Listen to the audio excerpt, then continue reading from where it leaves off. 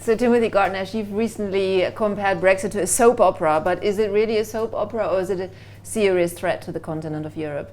Well, a British tragedy is also a farce, right? And it's both those things at the same time. In my view, the negative consequences for Europe could be even more serious than those for Britain. In what way?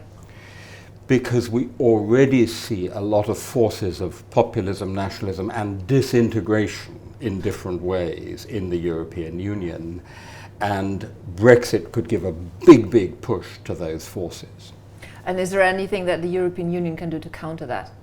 I hope that they will be doing it this Wednesday evening when they give a long, flexible extension for Brexit, because that gives a chance for a democratic process which will end up either with a second referendum and Britain may be staying in the EU, which would be a fantastic chance for Europe, or with a softer Brexit. And both those outcomes are less bad for Europe. Don't you think that there is also in Europe a perception that Britain needs to go through this? It sort of needs to get it out of its system, this Brexit, and needs it for its national soul almost. So I hear more and more the argument in continental Europe that Britain is going to be such a problematic member of the EU. The metaphor of cancer or poison is used. But if we're thinking about long-term, the decades, the prospects for the European Union long-term in relation to China, to Trump's America, to climate change, then it's clearly better to have Britain inside. So it wouldn't be easy initially, but we'd get through it and we'd be a better place at the end. What do you think if there was no deal? What would be the actual outcome? What would it mean for the relations with the EU? I think it would be poison for a generation.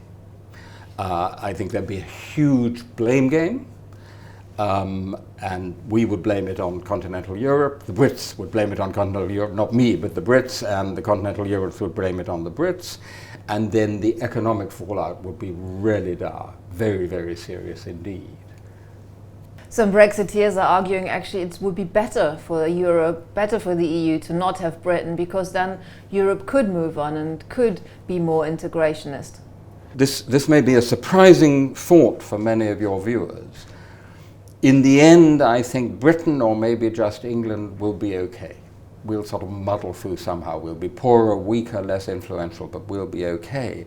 But I'm not so sure the European Union, longer term, will be okay. Timothy Garton Ash, thank you very much. My pleasure.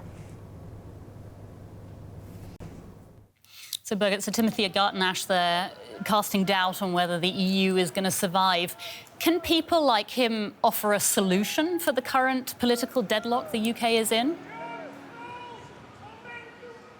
He doesn't pretend that he has a magic wand, but he hopes for the democratic process to take over. He puts his hope in Parliament. He says democracy is messy and sometimes it takes time, but we need to go through this. We need to go through this process, and it might take some weeks, it might take months, but he's hoping that Parliament in the end will find a solution. And he said he's actually very proud of Parliament at the moment. He's proud of the stance that many MPs have been taking and the passionate speeches they've been giving, and he wants to see this transformed into action. He also says, well, if they haven't got there by the end of the year, though, even he is giving up.